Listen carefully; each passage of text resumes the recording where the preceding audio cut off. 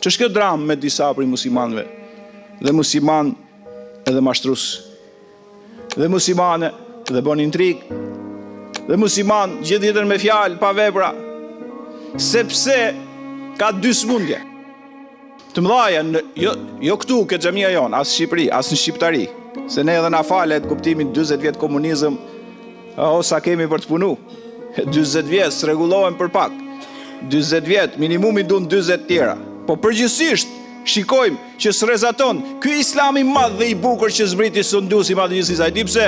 Se nuk u kuptu Kur'ani famlart. Unë do të shkëpus pjesë të një ajeti gjatë. El-yawma akmaltu lakum dinakum wa atmamtu alaykum ni'mati wa raditu lakum al-islam dina. Tha i Sundusi madhëgjithësisë në Kur'an sura Maida ajeti 3. Tha njëra më perlë se sa tjetra, njëra det i thellë pa bregdet më shumë se sa ajo që vijoj. Tha sot e kam përsos për ju fen tuaj.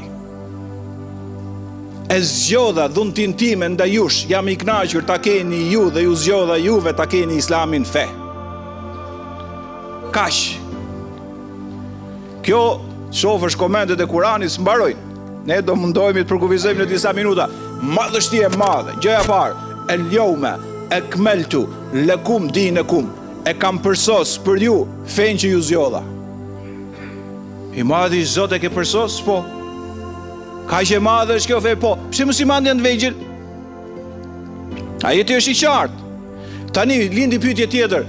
Kush e përsosi? Se deli rob thotë kam përsos pikturën, në rregull. Kam përsos shtëpinë, në rregull. Bëra i gradaçele përsosa, mi vazhdo.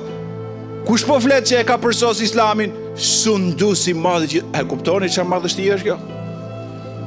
Tha dikush, ndasha mirësi para sa kohësh, tha shkova ke i hoxh, mora i letër për bereqet. I ka vllai, tha shtrujt Zoti, kishte qenë punë letër, unë s'isha në Islam. Mora i letër për bereqet, kishte shkruajt dua surën Fatihane, ca yja aty, ca emra, ca çuditëra. O vllai dashur, i thash, mos e ul kaq poshtë madhështi që quhet Islam. Unë në Islam jam se gjeta Sundusin e madhëgjithësisë, siç e ka përsos universin dhe e ka plotsu, dhe e kanë sinkronizu dhe e ka mrekullu ku njerëzit e thjeshtë dhe shkencëtarët ngelin pa mend. Këtë ka bërë mu Islami, kështu i përsos është fjala e Zotit që ka zbritur tokë. Prandaj u bëra unë musliman. Ti ishte punë letrash, kisha ndjek në një që ka bërë në roman. A kuptoni vëllezër motra të nderuara që kemi ngushtuar atë që është e gjerë, kemi shëmtuar atë që është e bukur.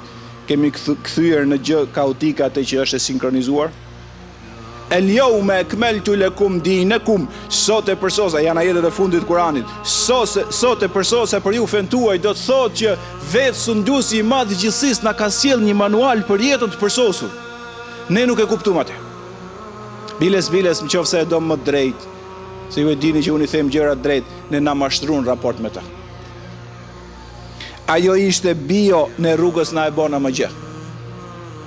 E keni parasysh ushqimi që është bio, është i dobishëm për trupin, po e bëre më gjë, kthehet në kancer për trupin. Në Islamin bio, ashtu siç e zbriti ai, rrugës na ndryshon na e bona më gjë. Ne morëm më gjën jo bio.